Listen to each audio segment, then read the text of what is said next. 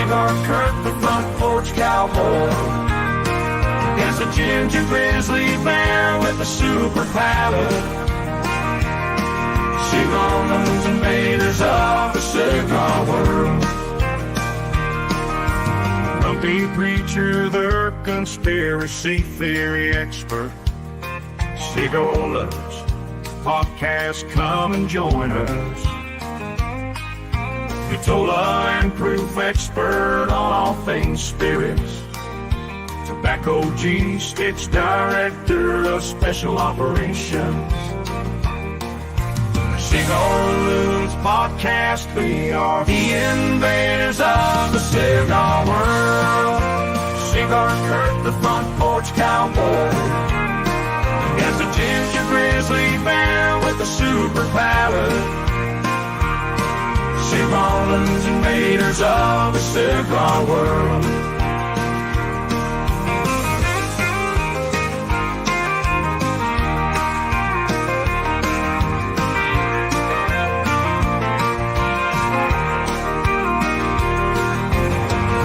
Preacher, the conspiracy theory experts. Cigar Loons podcast, come and join us. Vitola and proof expert on all things spirits. Tobacco G Sticks, director of special operations. The Cigar Loons podcast, invaders of the cigar world. Cigar Loons podcast, we are the invaders of the cigar world. Cigar Kurt, the front porch cowboy.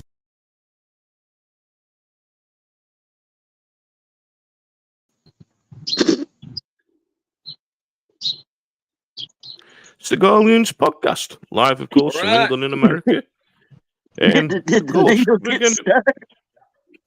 we're going to be talking, of course, tonight about a very special day to my fellow podcast hosts, which, of course, is the 4th of July Independence Day celebrations.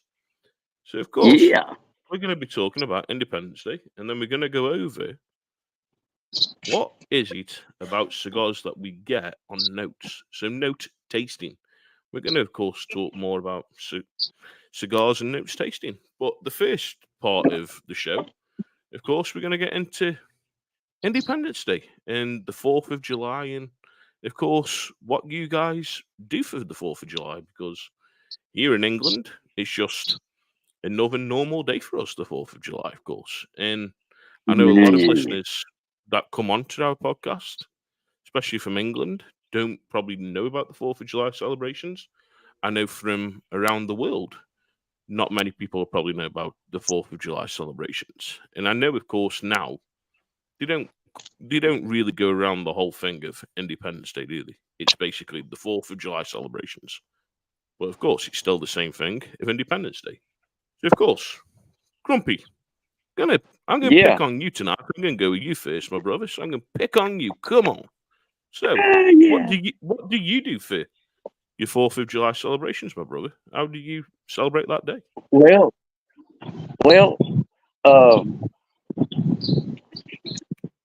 first, I am always grateful to anybody who has before, who is wearing one now, or is going to join and put one on in the future.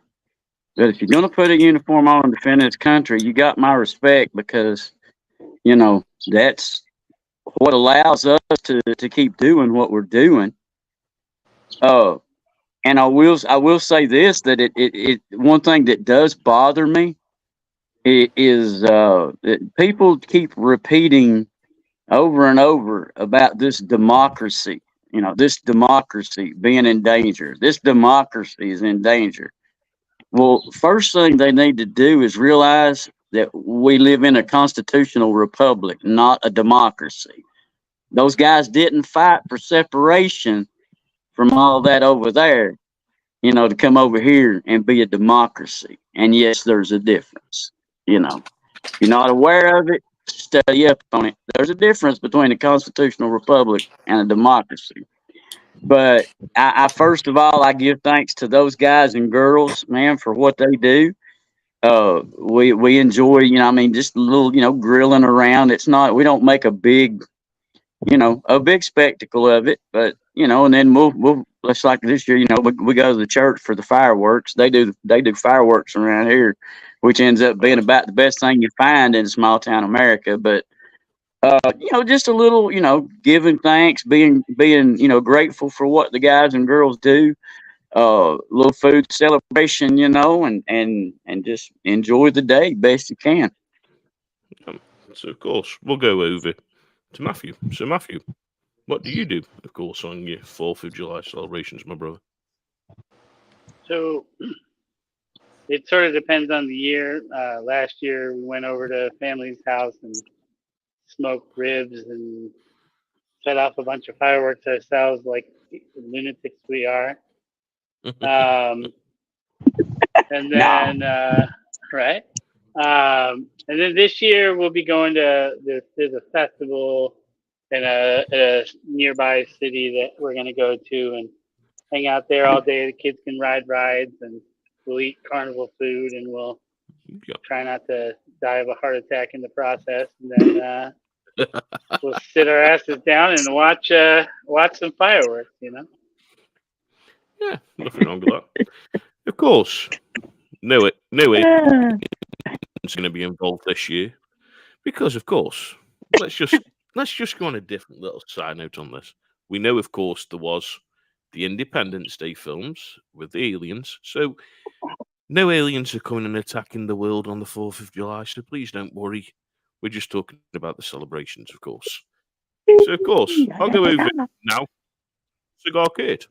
So, Cigar Kid, what are you going to be doing with your 4th of July celebrations, my brother? Well, I mean, to think back and just to kind of reiterate, Independence Day, July 4th, 1776, we signed the Declaration of Independence, releasing ourselves from that tight death grip from the UK.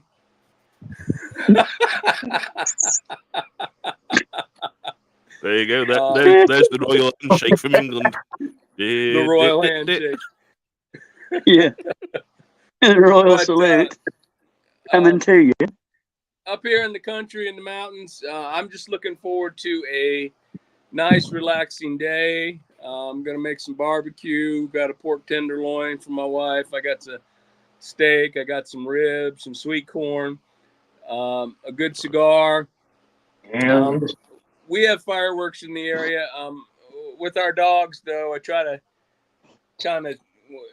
shy away from the fireworks because they're always the whole weekend they're like bouncing off the walls because of the fireworks and barking at everything. So years ago, I used to go and watch the fireworks. Was never really into setting off the fireworks. I like having all my fingers.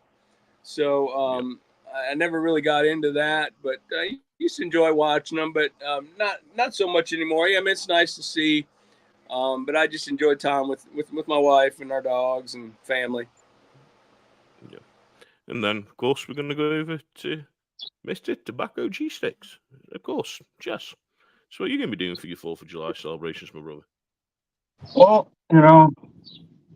I used to be the guy that bought all the fireworks and, you were pissed off at your neighborhood because I was blowing them up.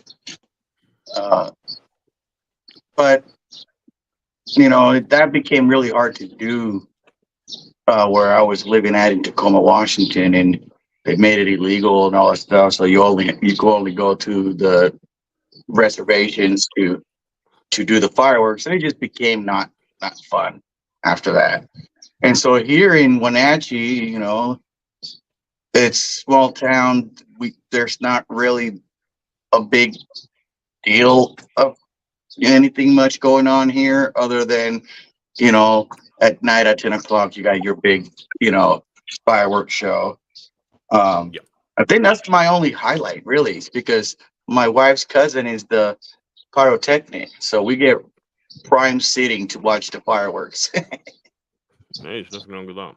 Of course, I know we're doing a little bit of research on, of course, the 4th of July celebrations. I've heard normally there may be a football game on or some different sports that are around on the 4th of July, of course, about the carnivals, and of course the fireworks and different things. So, is there any big sporting events that are going on over the 4th of July? Football or hockey or, of course, what's going on around there? Is there any sports that are going on around the 4th of July? So, I'll go down to, of course, Matthew. Oh, Well, I don't know for sure. I'm sure there's baseball on. I know that the minor league teams in the area have a game on the 4th. But yeah, I don't know of any big events going on Yeah. this weekend other than baseball, just regular baseball Yeah. season. You know something. I like seeing, of course, the pictures on Instagram and on Facebook, of course, of what everyone does in the States with the 4th of July. And you know something, it is a time to say thanks, of course, to the soldiers, to the Air Force, of course, to the police officers, your fire service, of course, your ambulance service that do a wonderful job, and also to live the life that you guys have got, because under English rule, and of course, we know you got away from English rule. It was the biggest thing, wanted to get away from that, and then of course, with everything else that happened, you know something, you guys got away from us twice because you got Independence Day. Then of course you had the Boston Tea Party, so you fucked on the English 2 times. So tough for that, my brothers. Just gotta bring that one up. But you know something, it is a time. We is still a got time to plenty of say problems, though. Well, So, being so's England. being So's England. being the conspiracy theorist that I am, I'd say if you check the paperwork out real good, go down enough rabbit holes, you probably find out we never did get free from that crown. Yeah. So that there, Just sir, say I it. can Just, concur. just say it. I can concur. I have read all about that stuff too, where we are technically still under the crown's ruling. Hmm.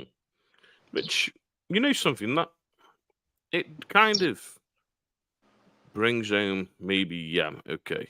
Because you know something, you look at in times of need that we've had, of course, with World War One, World War Two.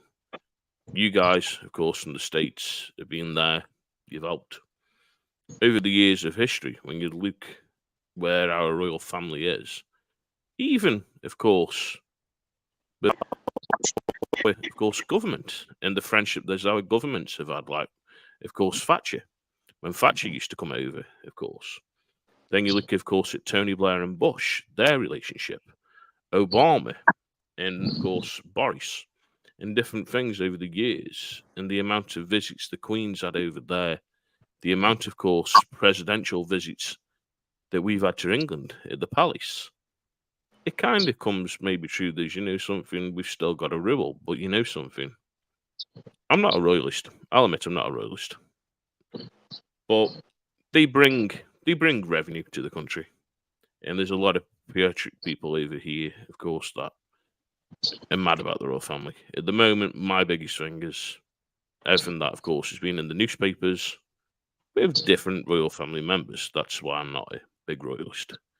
But you know something, our only celebration with fireworks that we have, like I've of course mentioned to you guys, is remember the 5th of November, for it was the Guy Fawkes gunpowder plot, where we tried to blow up government and we celebrate with fireworks. So what's that say about England? We celebrate trying to blow up government and have fireworks. Yeah. And And fail. you know something? It's crazy. It's crazy. But what's your you know something? What do you think about fireworks? Do you think it's just a way to celebrate? Do you reckon you could do a celebration without fireworks for the 4th of July? Because it seems to me here in England, as soon as November comes, everyone goes mass buying fireworks, and for 2 months, all you hear is fireworks non-stop. Even over New Year and Christmas, you hear fireworks. So, Well. my question is, do you reckon for one day it's over the top, or do you reckon, you know what, no, it's nice to have them? So, of course, we'll go straight with Jess and then go around the table. My brothers, go around the table. So, Jess, what do you reckon? Oh, I like fireworks. I like shooting them off and all that stuff. But one thing that I've always done is that I always follow the law. And if everyone else could follow the law, then it would be more tolerable, Yep. because that's the problem is everybody buys all their fireworks and they're shooting them off a week before all the way to a week after. And you're like, dude, it's not even the 4th anymore. And technically it's illegal at that point. They can't shoot fireworks in most counties and stuff. But if they just stuck to, hey, it's the 4th, we're gonna shoot them off tonight, then yeah, I would have, I expect to not go to bed early because there's fireworks. It's the 4th. So I think it's good to have them. I just wish people would follow the law a little better on those.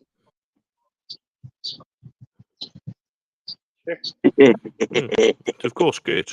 Yeah, you're serious. Thank you. What do you say on that? What do you say on that one, Kate? With that?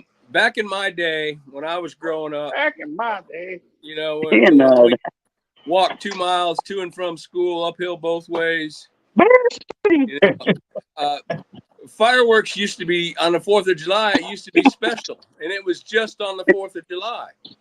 But now it seems like they're like selling them all year round, like Memorial Day, Labor Day, Christmas. Everybody's lighting off fireworks, and it just seems like, I don't know. To me, it just seems like within the last 5 or 7 years, it's just like everybody's just lighting fireworks off all the time. So it doesn't feel like it's as special of an event back, because I can remember going to see the fireworks on the 4th of July, and that's when it was that night. Yep. Oh yeah. Yep. It's pretty much what you and Jess have just said. It's pretty much the same as here. 5th of November, we know we go to a fireworks display. Of course, the fireworks would be there. They'd have a bonfire. They shove a dummy of Guy Fawkes on the fire, burn him, and that'd be the celebration. Maybe a carnival, of course. The fast food vans around, so you'll have burgers, of course, hot dogs, chips, different things that you'd have there, of course, to pick up. And like you guys have just said, it seems to be as soon as they say, right, we're going to sell fireworks, everyone goes crazy and they're letting them off. On, of course, the birthday. They're letting them off for a wedding, a celebration of someone's birth, celebration of someone's death, they're letting fireworks off. They're letting it off on Boxing Day. They're letting it off Christmas. They're letting it off New Year. They're letting it off on Easter, Valentine's Day. Fuck me. Don't need that many fireworks, do you? You don't. But you guys are. I think you some people are. You guys are actually throwing a body on a fire over there? A dummy. So basically, the dummy represents Guy Fawkes. It does that we shove on the fire. Yeah. Yeah, we've got some funny things of how we do stuff. But Grump, what do you reckon on the whole thing of fireworks? Is it nice to see them just for the 4th of July? Do you reckon people are going crazy with buying a shitload of them? Or do you reckon they're not really needed for the 4th of July to celebrate Independence Day? The colors are pretty and everything. But now back in my day, before Kurt's day, we had to make our own. But now, since then, we have lost that technology and the directions of how to do that now since then. So don't be writing and asking me how to make your own fireworks, because we lost that technology. It got destroyed. Don't have it no more. So we can't make no more fireworks. But anyway, though, the colors are pretty, but I'm kind of like, Kurt, man, because I've got dogs and stuff too. And I mean, come on, man. 10 o'clock, why you need to be shooting them after that, And I'd even be nice and give you to midnight. But I mean, Yeah, right. 1, 2, 3 o'clock in the morning, come on, man. There's no sense in that. Yeah. But they're pretty. Yeah. But if you misuse them, they can also be annoying too. Yep. Yeah, and I know I said it was about following the law, but realistically, it's not even about following the law. It's just I was having just teasing you, respect man. for other people. That's really all it is. Is to have respect for other people. Yeah, that's it, man. I mean, come on. Everybody, we've all been guilty of shooting fireworks where we ain't supposed to be shooting fireworks. But I mean, Just gotta be smart about it and consider it. and, and respect the people around, man. They might want to go to bed. So, what about you, Matthew? What's your point on this of what we've just been talking about, my brother? What's your point? Well, here in Ohio, 2 years ago, they changed the law, and we are now allowed to have fireworks. We're allowed to shoot them off the weekend before the 4th, the weekend after the 4th, and on the 4th, if the 4th falls on a weekday. Yep. We're allowed to shoot them off on Memorial Day. We're even allowed to shoot them off on Juneteenth, New Year's Eve, Chinese New Year. Basically, any holiday you want to celebrate, it's in the law books that we can shoot them off. So Well, everybody that them- likes to do that needs to go move to where you at then. Right, exactly. Now, not every county follows that rule, and not everybody in each county follows those rules. So, just like everybody else, there's guys shooting fireworks off random nights all the way up till 1, 2 o'clock in the morning, and that shit's annoying. Yeah, I drive me crazy. I live in a township also where there's not a whole lot of laws against firing weapons. So you hear plenty of gunshots too. Yeah. Don't Well, we I know mean, when it's we've kind of been like on where live I'm with you, my at. brother? Jeez. We've been on live with you and we've heard PP guns going off, of course. I was on live with Grumpy and lights were shining in the back and PP guns were going off again. And it's like, oh, okay. Yeah.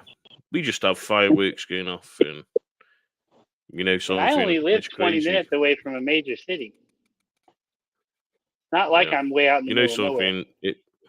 Oh yeah, no, Yeah, I'm definitely a few hours from the biggest city. Right. Yeah. I would expect it. But here. Go on. See, the thing about over here where I live is that, there's not very much laws for shooting. Like literally, I drive from my house. I drive maybe 10 minutes, and I'll pull over to the side of the road, and that's it, and we can go shooting. But here it's hot and dry. And so we get a lot of forest fires here. And that's the biggest thing here about the fireworks is that people, don't pay attention to that. And it'll be a super hot, dry day. And they catch the side of the hill on fire. Now you have, 15 neighborhoods that need to evacuate, I mean, just last weekend, I went shooting last weekend, and 30 minutes after I left the canyon caught on fire. Jeez. Just took it a minute for the breeze to whip it up, You know something? There was many years back when I was a child, and I gotta be maybe 6 or 7, and there was a dog that used to live down the bottom of the street, and he got 3 legs. And when I asked the owner what happened to the dog and how it lost its leg, basically a group of children put a firework around the dog's leg, and it blew the leg off. And they can be a dangerous thing. Something, as much as they're pretty, and it's nice to give a different fireworks display and everything to watch them, they are a dangerous thing, and you need to be careful. So, please, of course, enjoy. your 4th of July celebrations. And Yes. you know something, just watch yourselves, guys and girls out there. And of course, be safe. Look after your children out there. And just be careful, because you know something, they are near enough like a weapon, and it can blow fingers off. It can, of course, go up on you without false notice.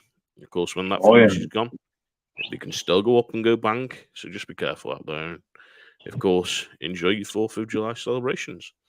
So, of course, our next topic of tonight is note tasting, which I thought it's going to be an interesting one because, of course, when we go on about what cigars we've got and we say, oh, I'm getting like an oak, oh, I'm getting a bit of pepper, I'm getting a bit of this, people look at us and go, well, how can they be getting this note? What did they mean with notes and note tasting them?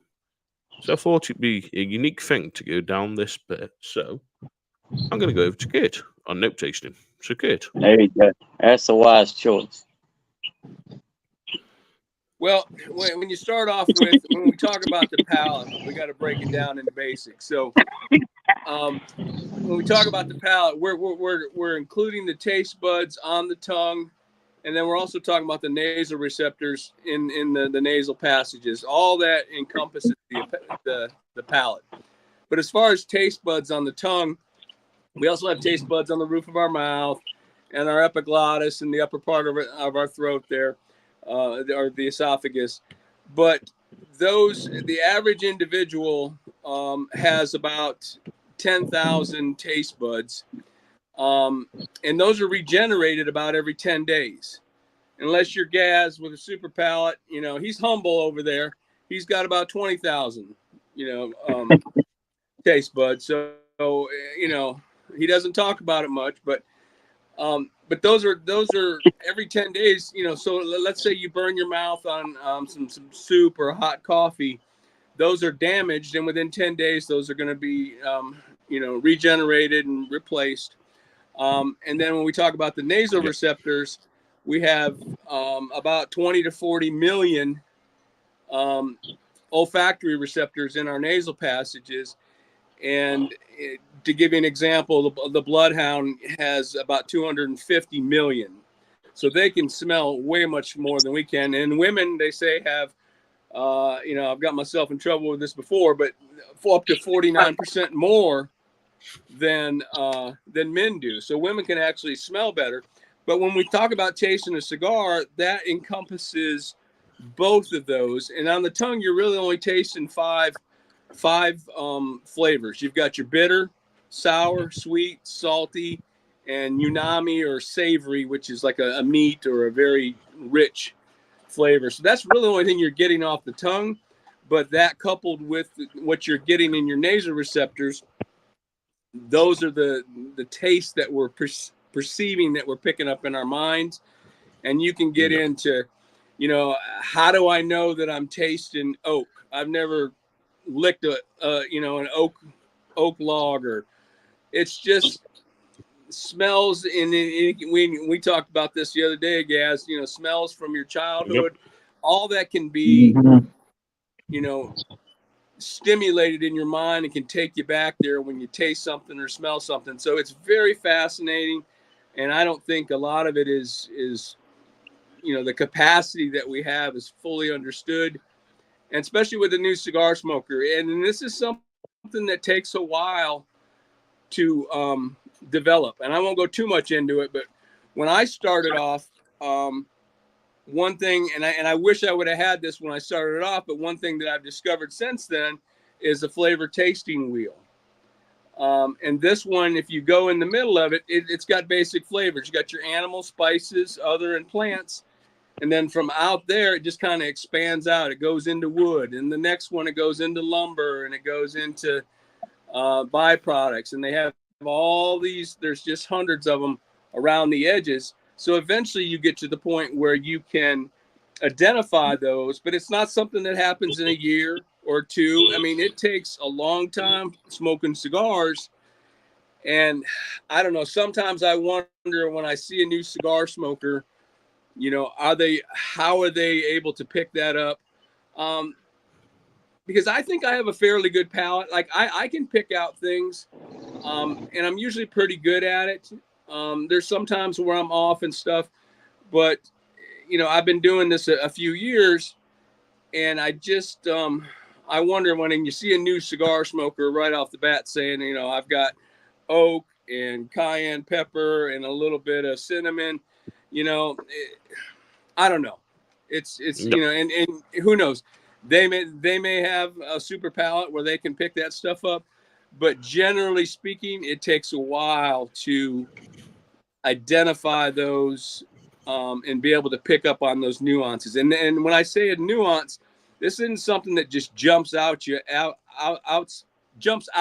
in the cigar.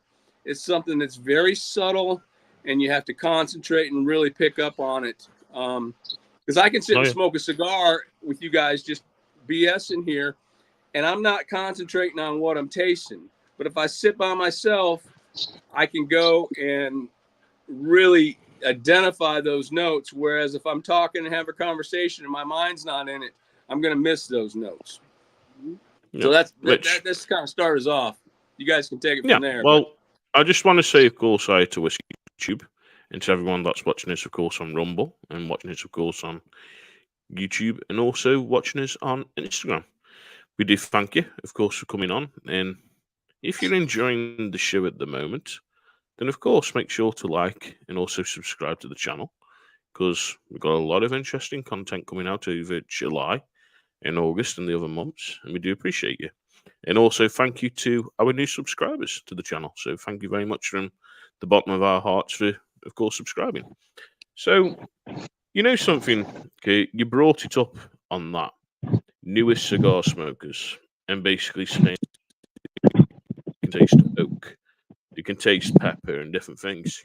Something?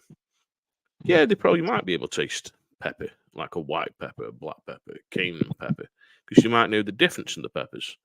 But we've always said, and I know, of course, when I started out, I was told, Luke, you ain't going to be able to taste a lot of the notes in a cigar. It's going to take anywhere from 5 going up to 10 years before you become where you'll notice the difference. And like I said to you the other night, and of course I've said it to Grumpy and many people, the best thing to start out to know about the different spices in a cigar, the different tastes in a cigar, when your wife or yourself are cooking, go and have a look at your different ingredients, like your peppers. Look at, of course, your different spices. Look at your mints. And you know something? Just have a sniff of them. Have a journal and write down what you're getting off that and the subtleness to it. Then when you're sitting and you're smoking your cigar, and one of them notes comes to you, you'll be able to identify that note of, yeah, it's a red pepper, or it's a mint, or a licorice taste, or Kurt's favourite word, floral bouquet, of course, which is not my favourite word. But hey ho, but you know something? That's the way around it. And of course, we'll go with Jess on notes tasting. So, Jess, what's your thing on, of course, this and with what Kurt said and with what I've said, my brother, about Well, it? to kind of cover both things, I know exactly what he means because when I started smoking cigars, I didn't start smoking cigars to be this, aficionado that, oh yeah, this one tastes like this or that. I didn't start for that. I started smoking cigars because, I was already smoking and then I liked it, so I kept doing it. And it wasn't for, probably 18, 20 years later that I actually started sitting down and going, hey, let's see what they're talking about flavors, and like Kurt said, concentrate and be like, oh yeah, okay, I got that. I get it, you know. But like you said with the food, someone that does like a chef or something, they might be able to pick up on notes a whole lot easier than most people, I know like like me, when I'm making a new rub, I know I like to, you know, put the spices on my hand and taste, and I that's the way I do it before I start making the rub. And if a chef does that all day every day, and they know the flavors of everything, right? So I think it's easier for some people than for others, for sure. Yeah, you know something? Whiskey Tubes just put a good in here, and then I'm going to read out Leaf Cutters as well because Leaf Cutters watching us on Instagram. I like taking my time with a new cigar to try and pick up everything. I can sometimes it takes 2 to 3 cigars over time to get the notes. Yeah. And you know something? That's a Yeah, good point yeah, because it sometimes can more. take up to 3 notes. It can take up to more Hmm. because you know something. It doesn't matter what cigar it is as you pick up. You could say, for instance, the La Batista, of course, what Kurt's been smoking by Crownet. That could take you maybe 1, maybe 2, maybe 3, maybe 4, even maybe 5 tries to get most of the notes out of it because sometimes it depends on what you've had eat. So, say, for instance, you've had something that's major spicy and there's major spice in that cigar, that's what you're going to get. Then, if you haven't had something spicy and you do your second time around, you're going to get a different note. The third time, if you have something more, where it's more got, like, say, for instance, salad, and it's got that salad grassy type to it that you get. And that cigar's got that it's got that texture to it. That's probably what you're going to get, especially if you have Candela anyway. Candela's a grassy hay type cigar anyway, with, of course, the wrapper. I agree with Whiskey Tube. Yeah, okay. Like 99.9% of my cigar reviews that I do on my channel, that is the second cigar that I've smoked.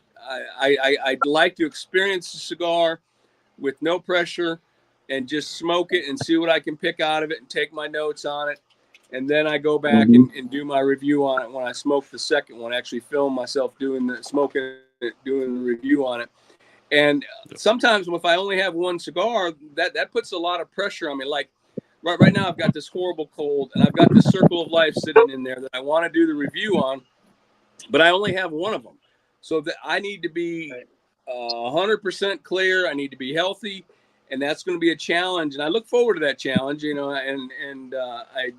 I'm getting to where I'm getting better at it, but I still like to smoke at least my second cigar when I do them.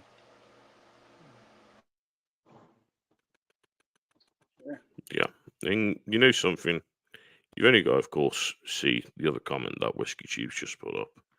And, of course, Whiskey Tubes just said, I like getting surprises and new notes on cigars that I've had before. And, yeah, I like doing that. And you know something? Of course, leaf cutters. Leaf cutters has said here, yeah, and you can go literally to get cedar with a laughing, crying face, or eat a shoe for leather. You know, it makes you laugh on them because that's the thing. People ask, how do we get these notes? Are we, of course, getting leather? How are we getting leather? Are we shoving a ball in them mouth to get the leather and different things? It's all to do with the process of how the tobacco's taken from where it is on the plant. Then, of course, in the factory, of course, of going through the fermentation process, the notes that they're putting into the fermentation process, what's been in the soil. So, of course, we know with Nicaragua, it's a very volcanic area. So the notes are going to be more spice from that area and the tobacco and different things. We know Dominican Republic is a lot less. Honduras is pretty just in the middle of that spice. And you know something? It's all then to do with your blend of what you're putting in the cigar, from your wrapper to your binder to your filler.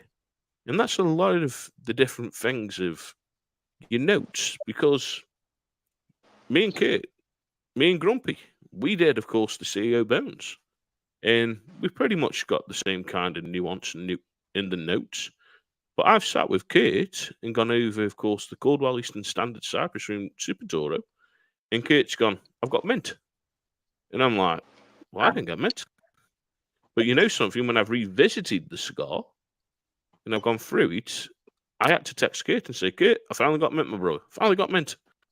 And he's like, well, finally. And that's the thing, you know something. We all get different notes.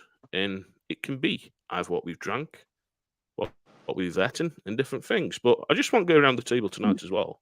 And what cigars are we all smoking anyway, guys? I've got, of course, the Plasencia Alma. Well, not the Alma, the Plasencia Reserve Original. I've got Alma to me. I do need another one.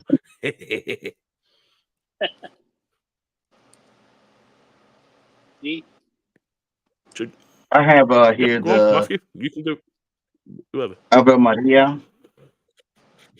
This is the Habano. Got the Churchill on this one because it's a nice, medium bodied cigar that it doesn't, you don't get tired of it if it's a long cigar. It's very delicious.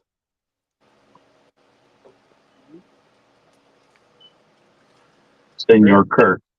I'm smoking the same thing Gaz is the Plasencia Reserve Original, and actually he and I are going to review this cigar, I believe, on Friday. So watch for that video coming out. This is out of an everyday cigar. This is one of my top 5. I love picking up this stick. It's a Nicaraguan Puro. It's one of the only cigars that I know of out there that's, if it's important to you, it's fully certified organic, no chemicals or pesticides used to treat that tobacco. It's just it's a wonderful cigar. Good cigar for a new cigar smoker as well too. And I want to put a shout out to my buddy at work, Paul, if he's listening. This is what I want to start you off on, brother. There you go.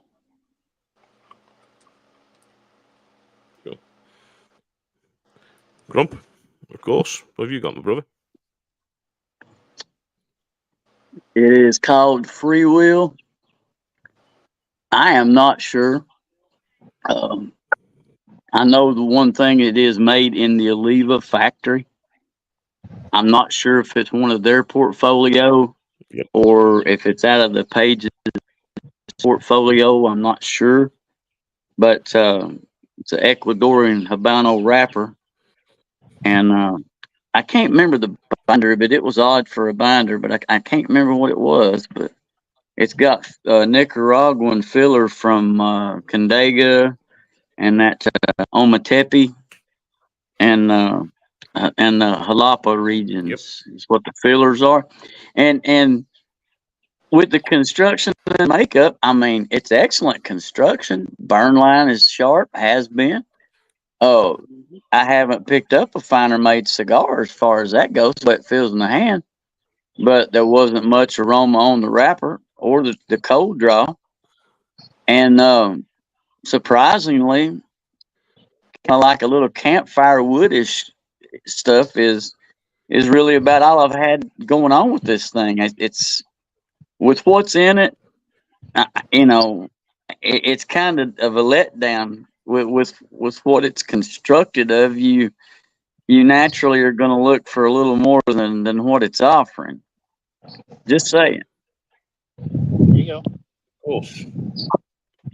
That's the thing, something. There's a lot of different ones, and of course, Whiskey Chief smoking the Almanaglo Renegade Robusto, which I've never heard of. So we hope you're enjoying that. And of course, what anyone else, of course, is smoking while they're watching, of course, the podcast, then please drop us a note, and of course, we can go over that as well with what you're smoking. Because that's the thing, something.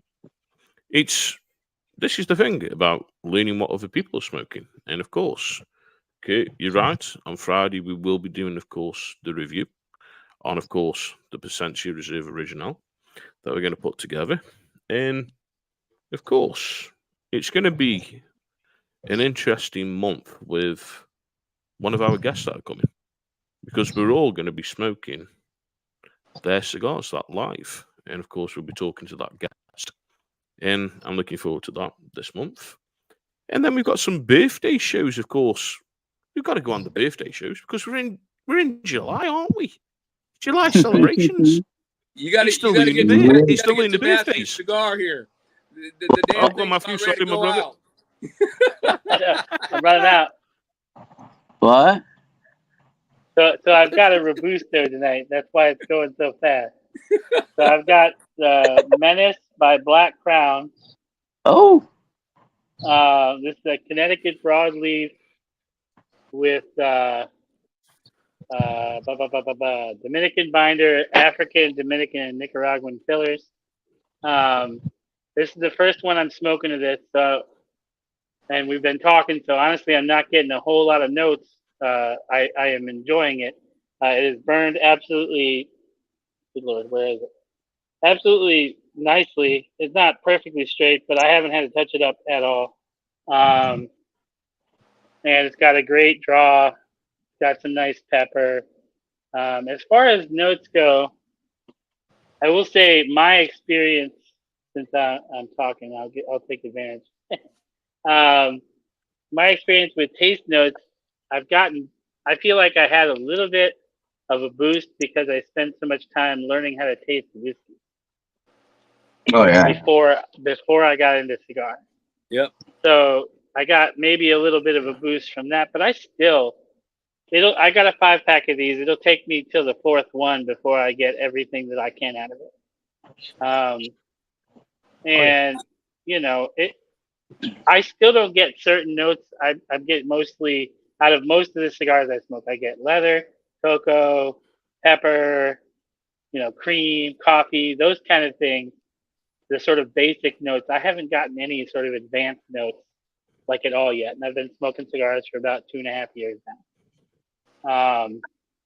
So I'm still waiting for that aha moment where I get something really interesting to talk about. But I just love smoking cigars, and I think it's just a fun way to sit and relax and think about stuff. Yeah, and that's the thing. Yeah. Something. Me and Grumpy were on about this the other night. It brings people together. It brings, of course, us guys together. This is how, of course, we all met through cigars and having this brotherhood with one another.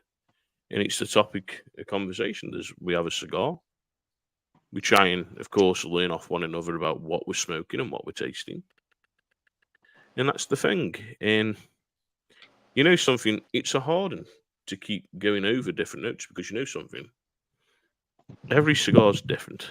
Every cigar is going to either give you a similar nuance of a wood, a pepper, maybe a coffee, maybe a chocolate. But everyone's blended different to give you that different in taste. Now, what do you guys think, of course, of Candela wrappers? Because I know what Grumpy's going to say. So we'll go with Grumpy first on Candela. Then we'll go, of course, with the other guys. So, Grump, what's your take on Candela wrapper, my brother? We're smoking, of course, Candela.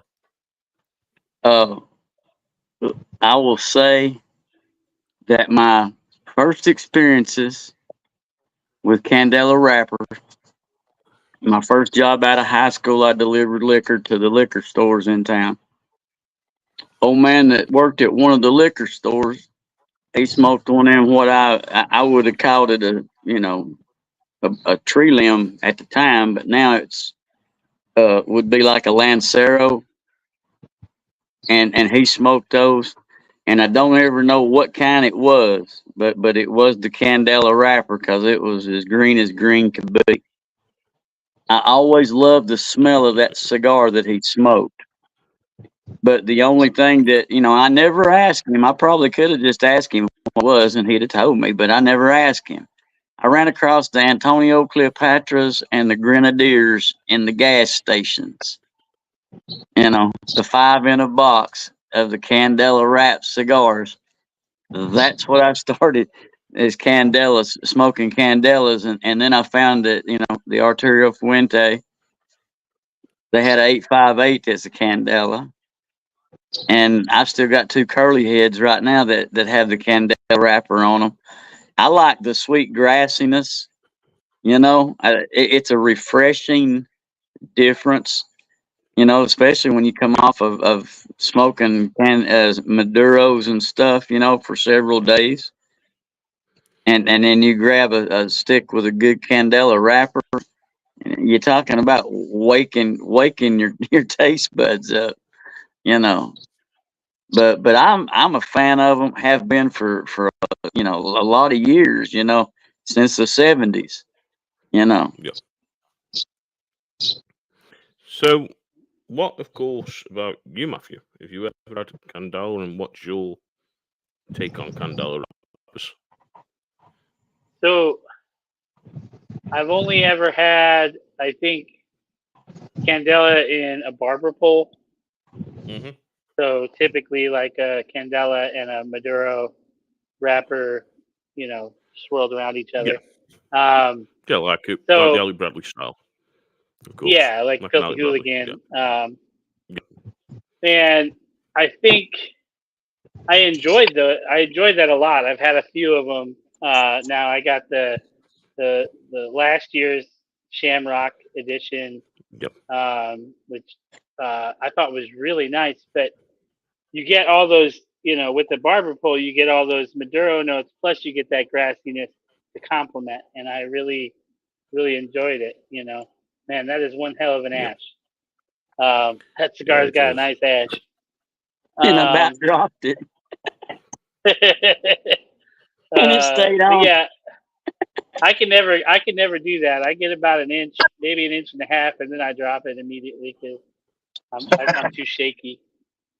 But yeah, I mean, I've never smoked a pure Candela wrapper, so I don't have a lot to say on that. But I do like the barber pole. Yeah, I just want to put a shout out, of course, to the cigar ambassador, of course, of Drunk Chicken, Eric. He's just been watching, of course, on Instagram, so just put a shout out to him and say thank you, of course, for watching. Howdy. Something. Howdy.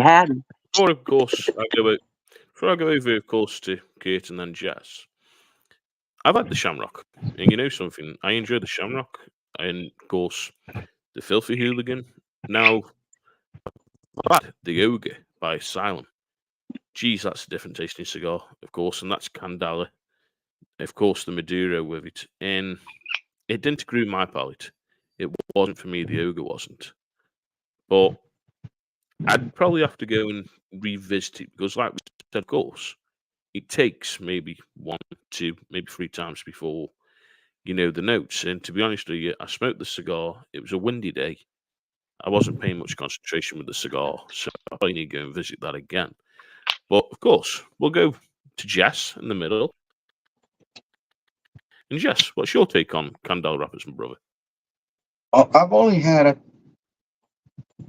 2 Candela wrappers, and just like him, there were barber poles.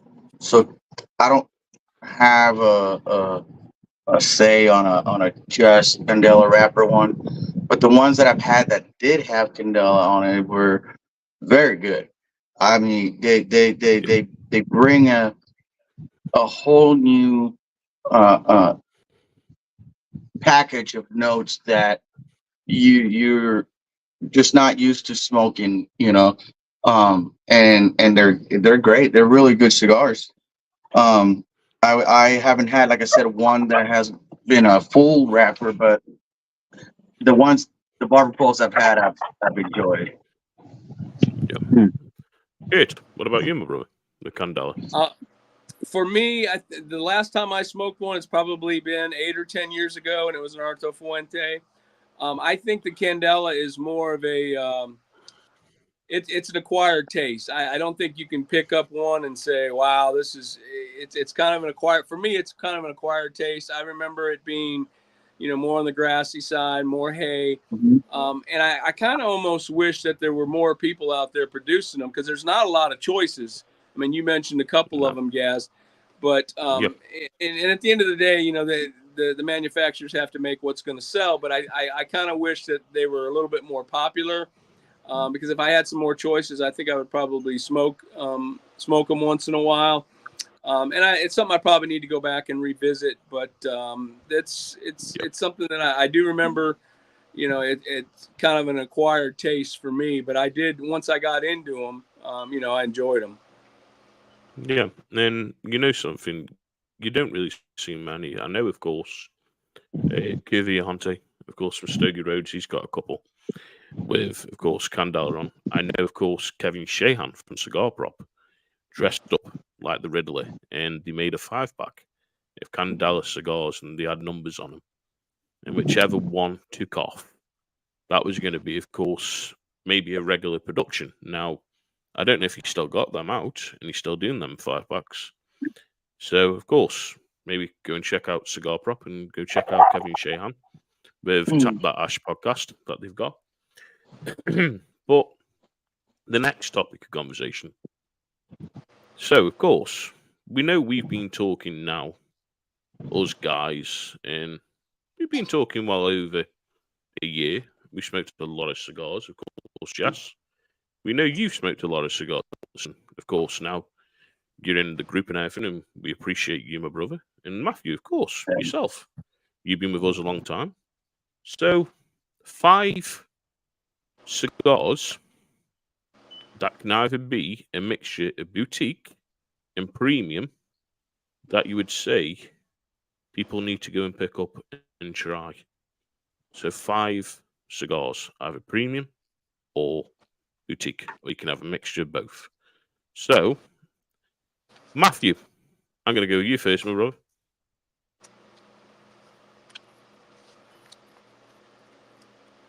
And unmute yourself, Matthew. You muted yourself, my brother. Sorry.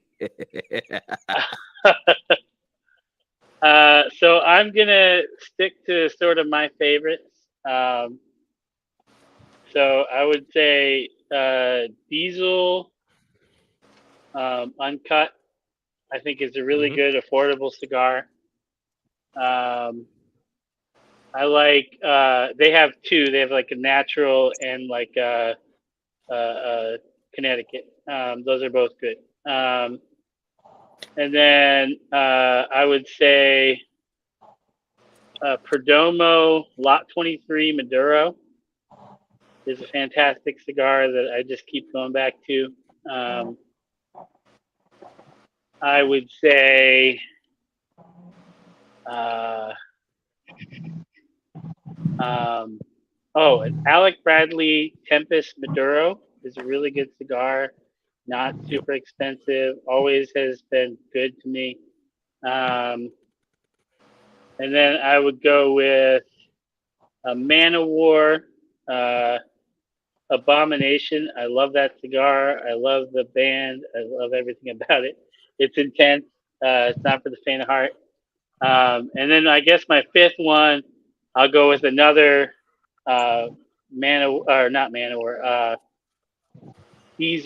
Diesel Heart of Darkness. This is a super dark Maduro. It's got tons of pepper, but it just powers through all the way through from tip to tail, and it is just a wonderful cigar.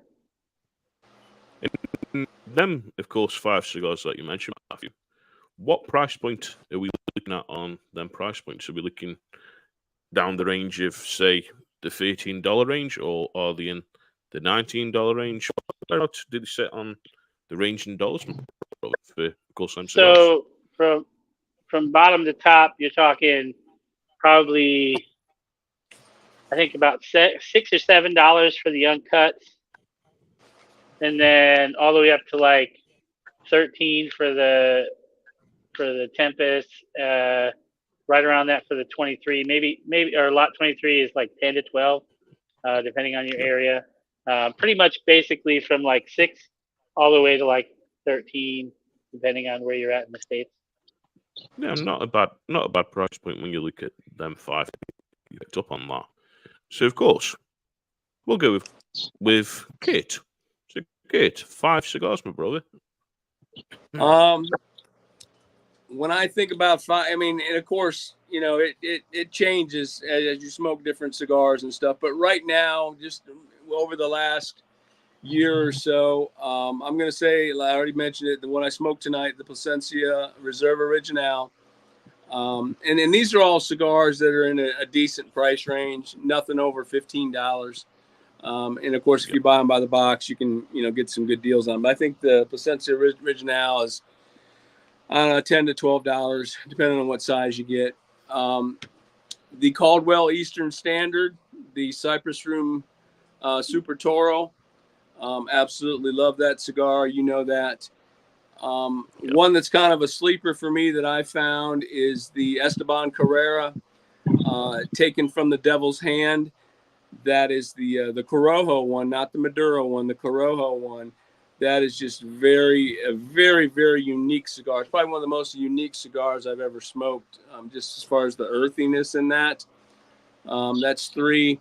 I got to go with one of my favorite everyday smokes is the Foundation, the Charter Oak, the Connecticut Broadleaf Maduro.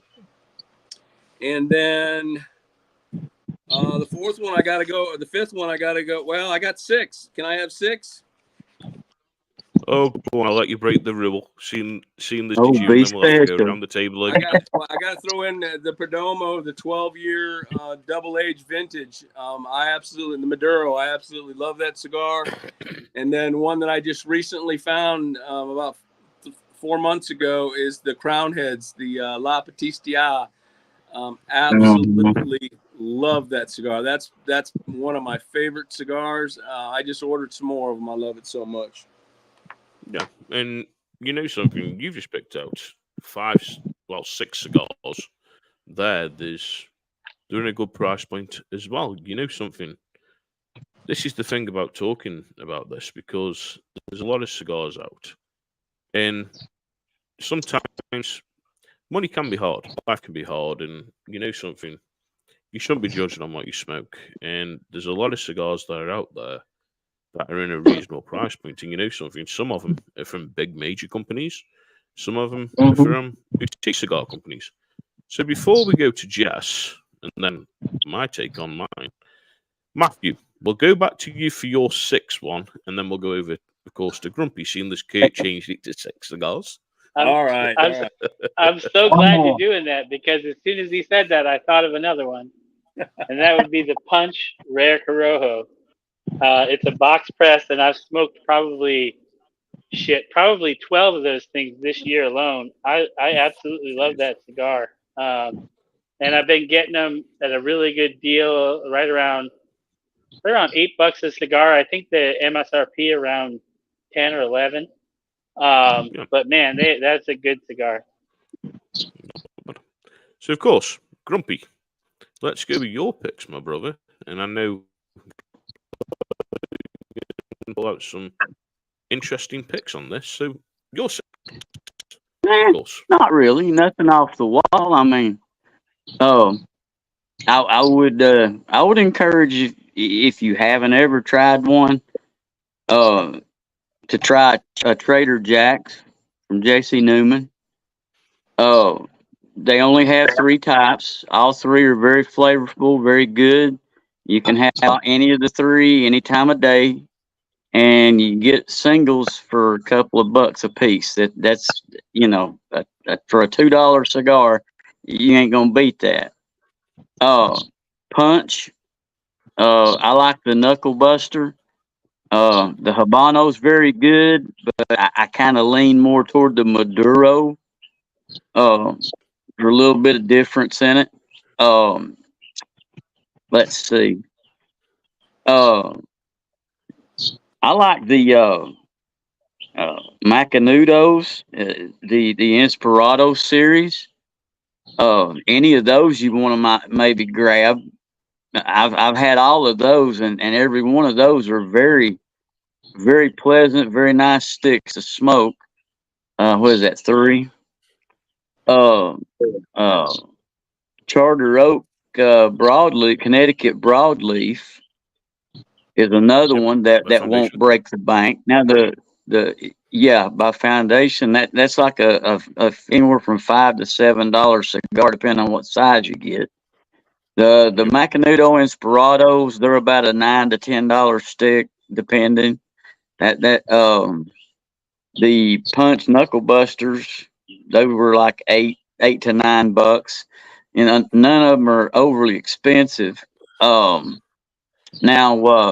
Perdomo, the 20th, I kind of got to throw that in there because I really enjoyed that.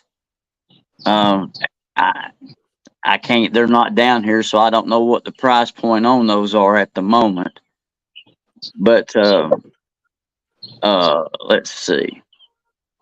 And I tell you the last two, and there's many more, but the CAO Brasilia, and my top pick is the CAO Sessions.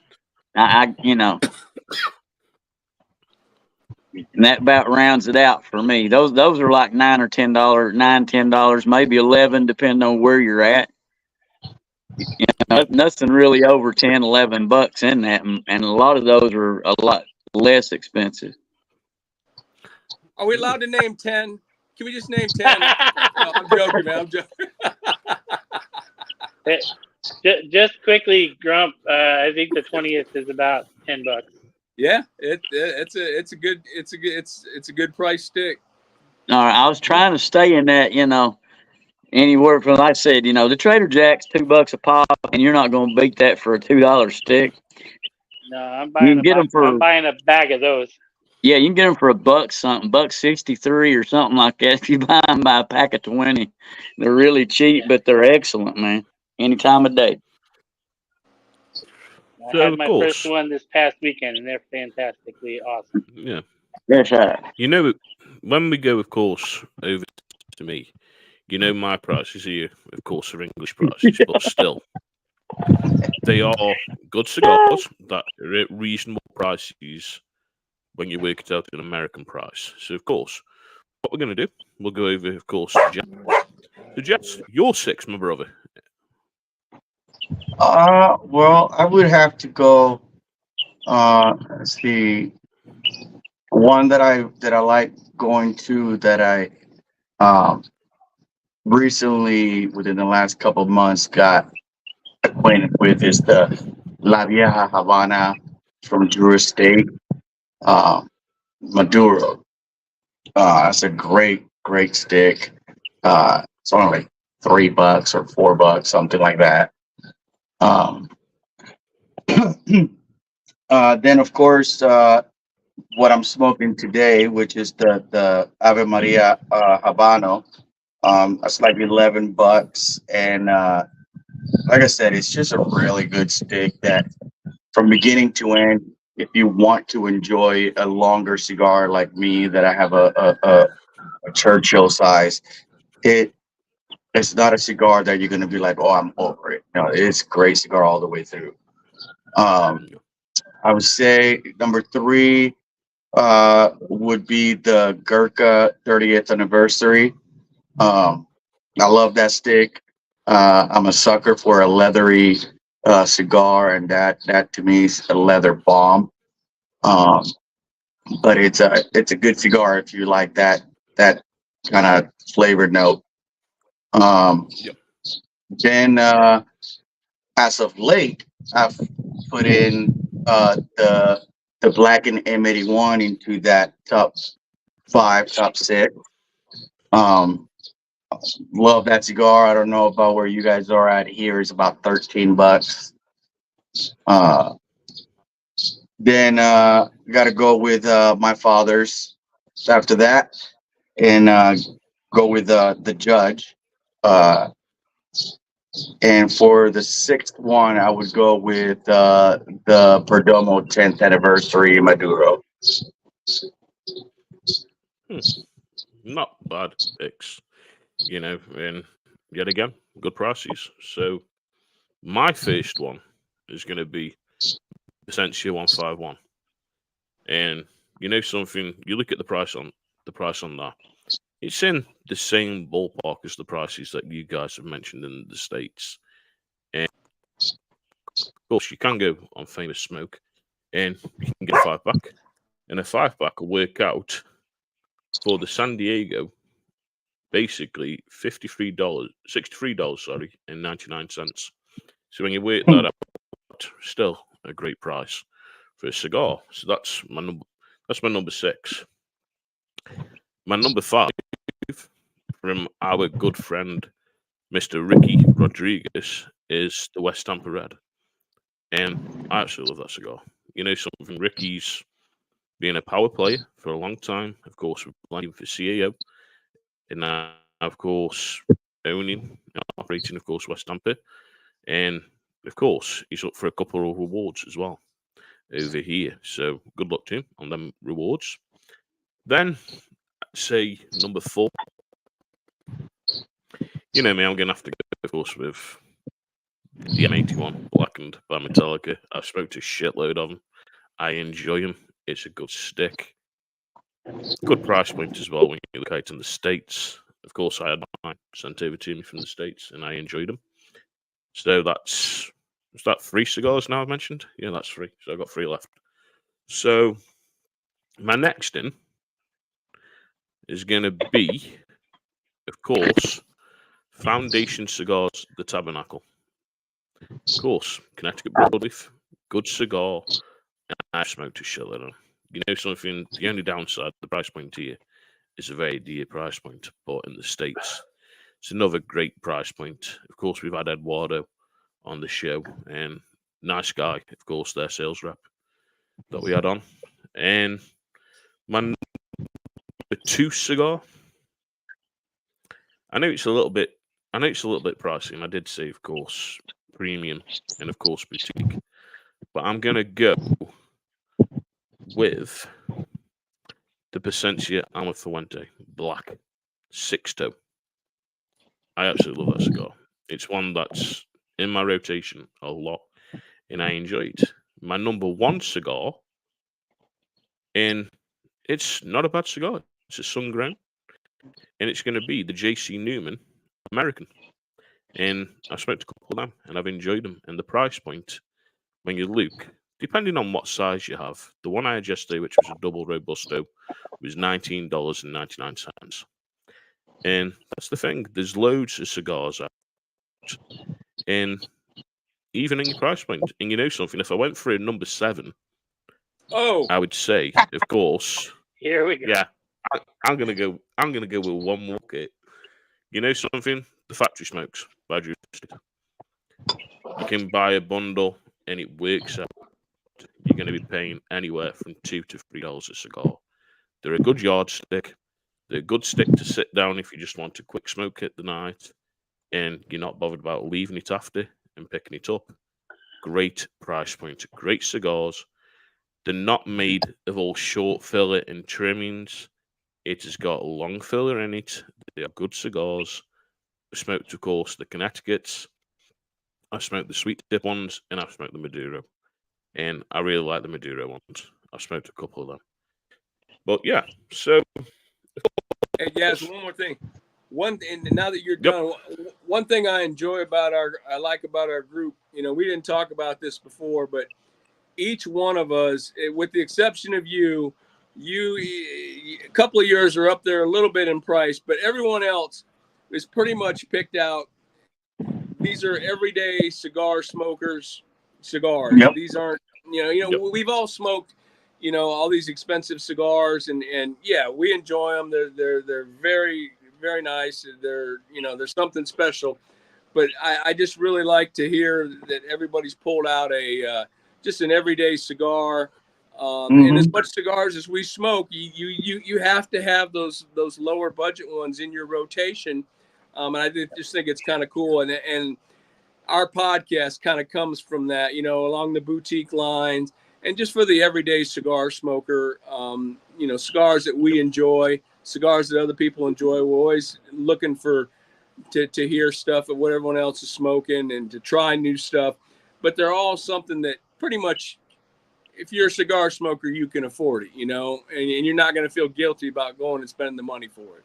So I really like that about our group. That's pretty cool. And they're not hard to find. Yeah. Everything we picked out's pretty readily available. Easy to get a hold of. Oh, yeah. Yeah, that's the thing. You can find it on Famous. You can find it on, of course, Neptunes. You can find it on Cigar Bed. You can find it on most of the sites, of course. And of course, if you go into your local B&M, you probably find it there as well. And this was the thing about us, of course, with smoking cigars. We all come from that nature. If you know what, if we've got the money, we'll have a top premium cigar and pay a little bit of money. But we look at then the boutique cigar companies. We look at, of course, the other cigars in either the premium cigars, of course, of Arturo, Padron, whoever, and we look at their price points. And if we can get a cigar out of theirs for $20, maybe $11, we're going to try that. And we always try different companies and we look at the price point because that's the way we are. I know, of course, with you, Jess, we've had you on before. You've done, of course, your cigars around the $10 marker. And keep your eyes open for that because we've got more of that coming with Jesse's Picks, of course. And that's what it's going to be called, Jesse's Picks. And you know something? This is why we do it, because we're passionate about cigars. Now, what do you reckon about people calling themselves cigar aficionados? What do you reckon about people calling themselves that? Do you reckon it's just a name that people use? Or do you reckon there's a lot more into, of course, calling yourself a cigar aficionado? Because I like myself as a cigar aficionado. And if you look at the term of cigar aficionado, a cigar aficionado is basically Arturo Fuente, of course, Padron, because they blend. They've worked in the industry for years upon years. They know about every single tobacco. And this is the thing. That's why they are called cigar aficionados. I think with us, especially other people around, we're cigar smokers. We're not blenders. And I think it's one of them status symbols to say, well, I'm a cigar aficionado. Well, what do you know? Because you've got to know a lot. You've got to know your different regions. You've got to know your different tobaccos. You've got to know your lighting, about the company. You've got to know a lot of stuff to be a cigar aficionado. So would you say it's a status symbol calling yourself a cigar aficionado? Or, yeah, there is people that know all this information and they've got a right to call themselves that. So, Matthew, what do you reckon? So I think if you're going to call yourself an aficionado, you've had to go through some sort of course, or where you've really taken the time to learn. I would prefer to call myself an enthusiast with whiskey and cigars. I've spent a lot of time learning about whiskey, and I would never call myself an aficionado. Sorry, fucking moth just tried to attack me. But yeah, I mean, I think aficionado comes with a weight to it, and I wouldn't use that term real flippantly. Yeah, there is courses that I know the store importers do over here to classify you as a cigar sommelier. So, of course, like a wine sommelier. Basically, you have to take a long shitless course for doing that with wine to know your different regions and different things. And there are courses like that. But we'll go to Grump. Grump, what do you reckon about the cigar aficionado? Do you reckon there should be tests for it? Or do you reckon it's a status symbol? What do you reckon on it? What's your take? Well, I think as far as the cigar world goes, when you get to that aficionado thing, I kind of like. I think that's a pretty respectable title to put with somebody or whatever. I think it needs to be left to those that are hands-on in the industry, as far as your blenders and things of that nature. I think those are the guys and the girls that would be referred to in my book as aficionados. We have a lot of knowledge among us in this group, but I wouldn't say that any of us are walking on the aficionado ground. I mean, me, I'm a hobbyist at best, I guess. I mean, this is a very enjoyable hobby for me. I learn about what I'm smoking.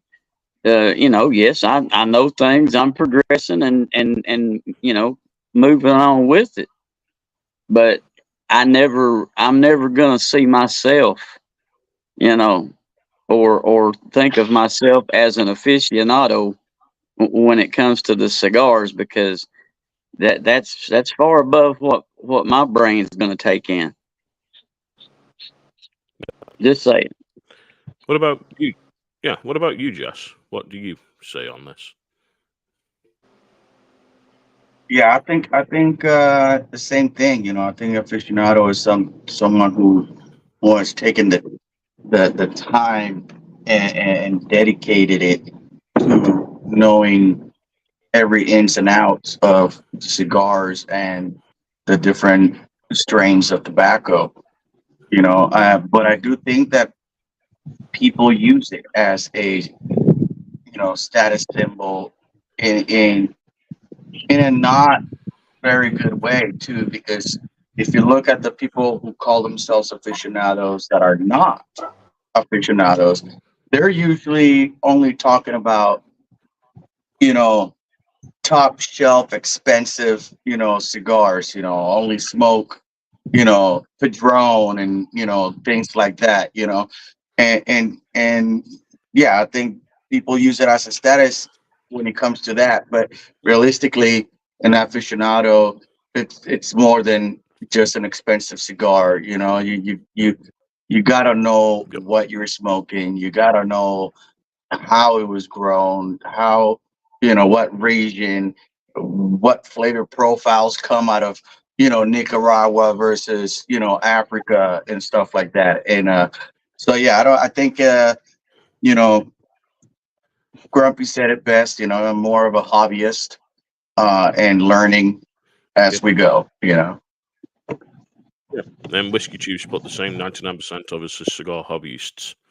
And of course, fucking hell, I can't pronounce the other word, but enthusiasts. There we go. I pronounced it right. Yeah, Enthusiast. I got it. Even though I'm in England, and something, you all want to get away from the English.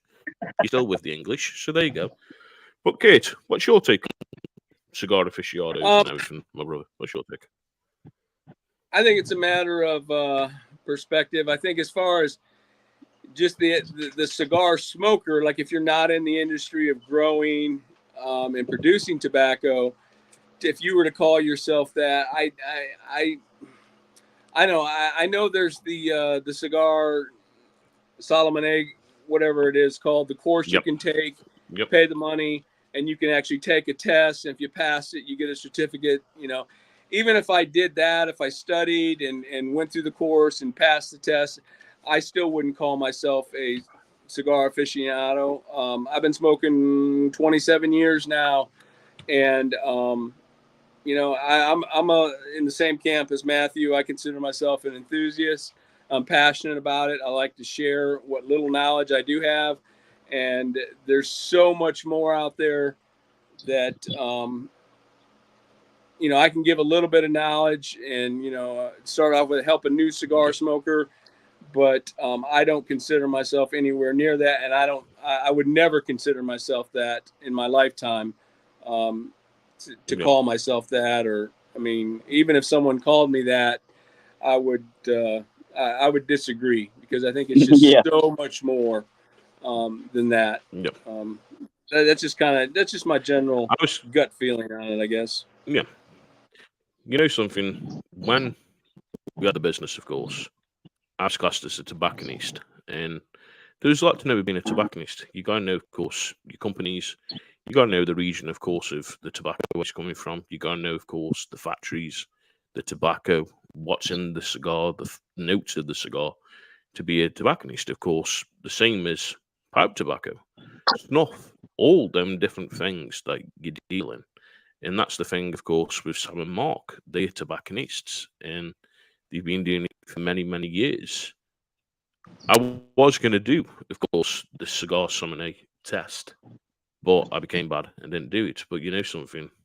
I'm still interested in doing it. Now, would I use that title? No, I wouldn't, because all you guys have pretty much said, and of course, Whiskey Tube said it.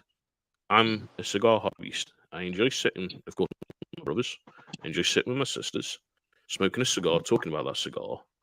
I'm an enthusiastic about it because I do get really excited when I smoke a different cigar and I get that taste, and I give you guys a text or I say, "Oh, you're live. I've just had this great cigar. This is about it," and I get so excited. And that's the thing. You know something? It's a hard thing to put on yourself. And if we went back and we look at Cigar Aficionado, the magazine, can you really call them guys cigar aficionados? Because that magazine, for the cigars they pick out on it, it's all high-end cigars.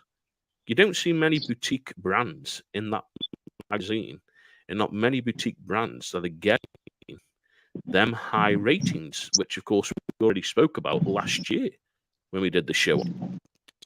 And of course, we'll be doing another show this year when the awards come out on Cigar Aficionado awards.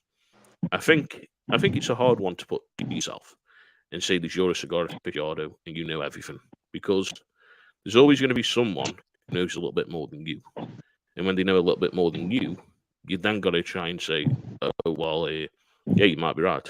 Oh, no, you may be wrong."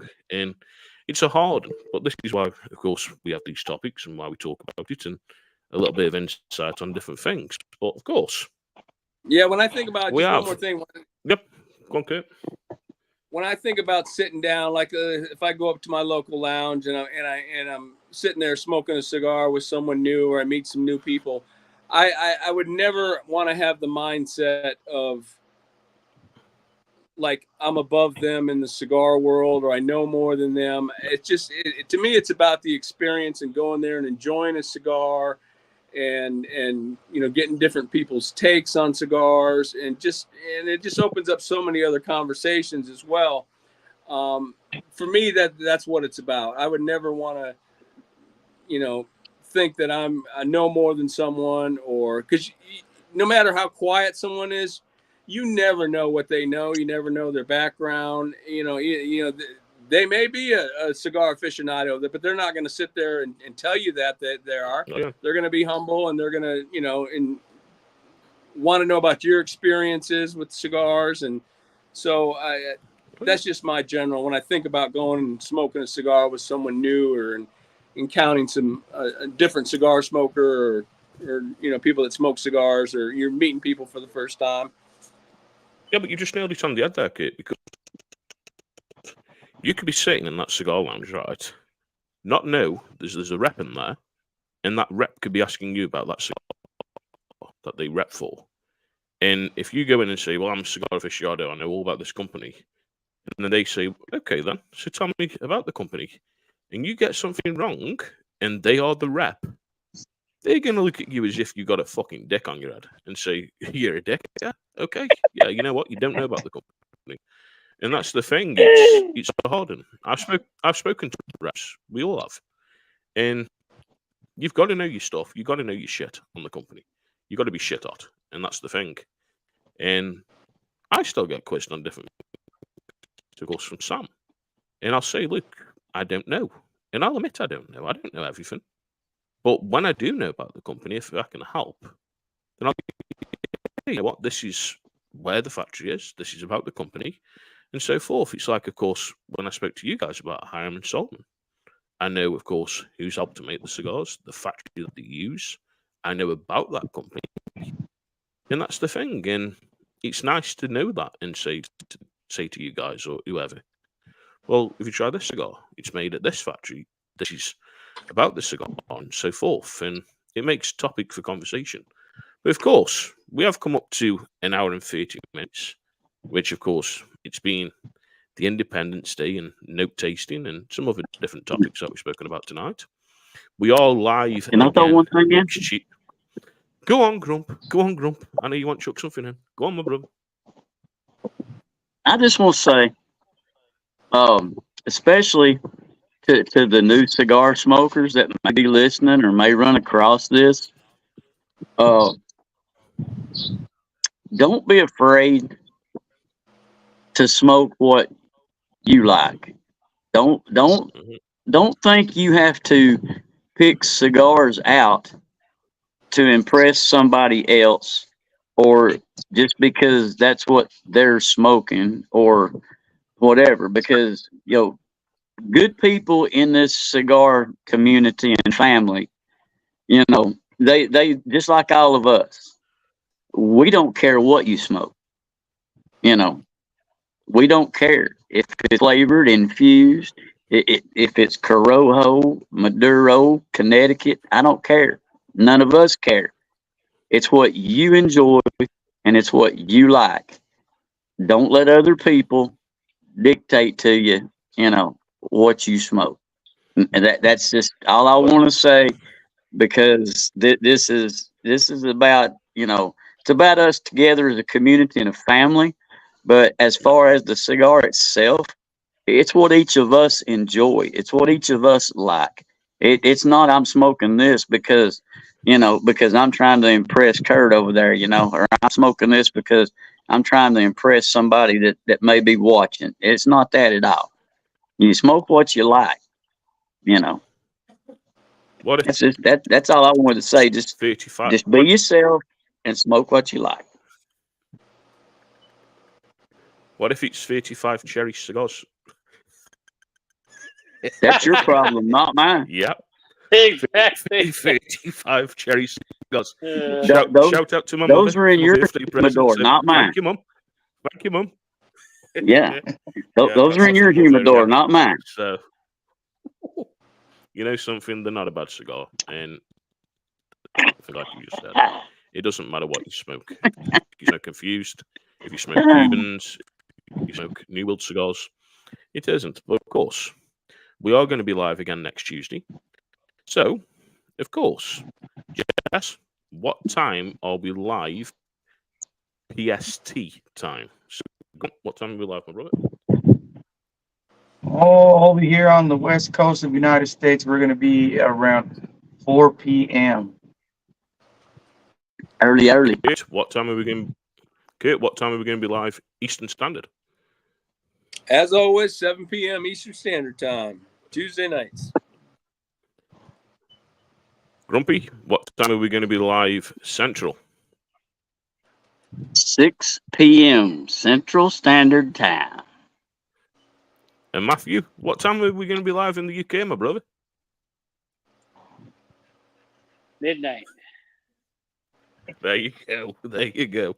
And that's the times as we're going to be live, of course, with the Cigar Loons podcast. You can catch us on YouTube, where we're live, Instagram, where we're live, of course, rumble.com. And also you can catch the audio, if you want to play, of course, the audio when you're traveling in the car or if you're just sitting, you can catch that on You just don't want to look at us. You know something?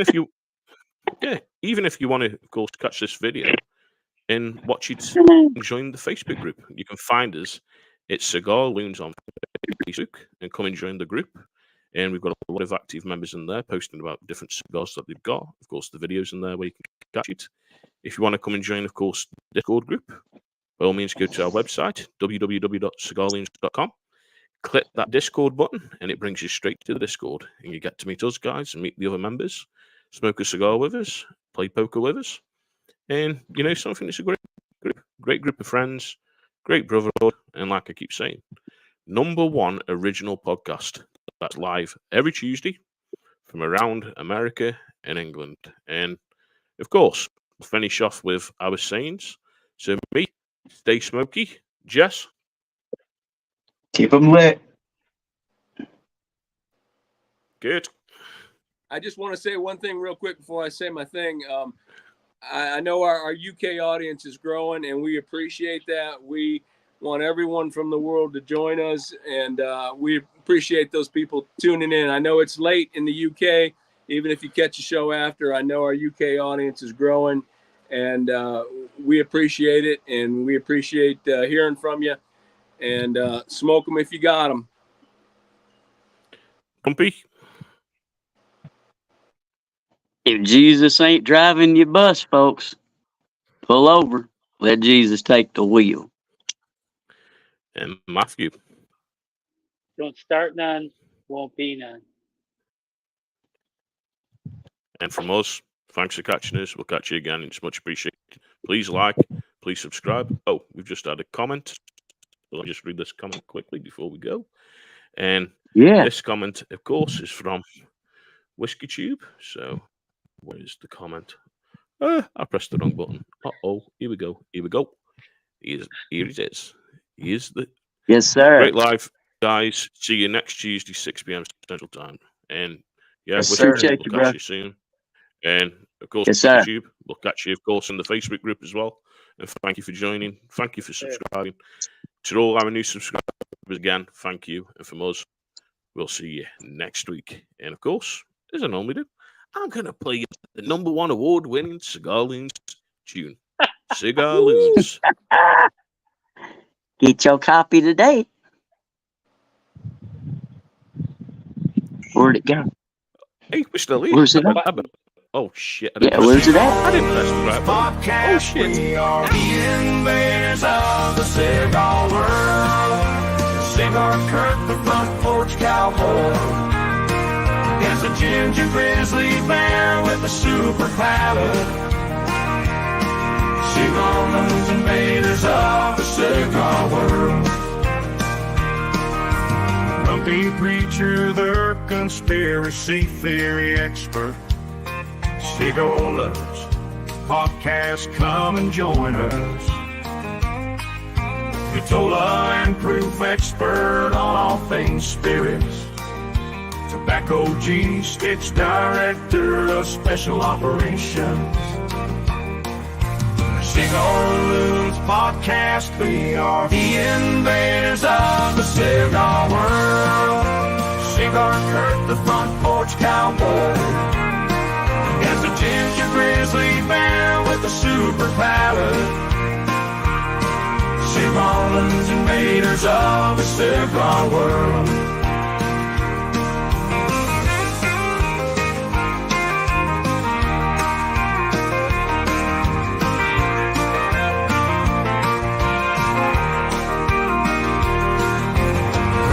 Preacher, the conspiracy theory expert.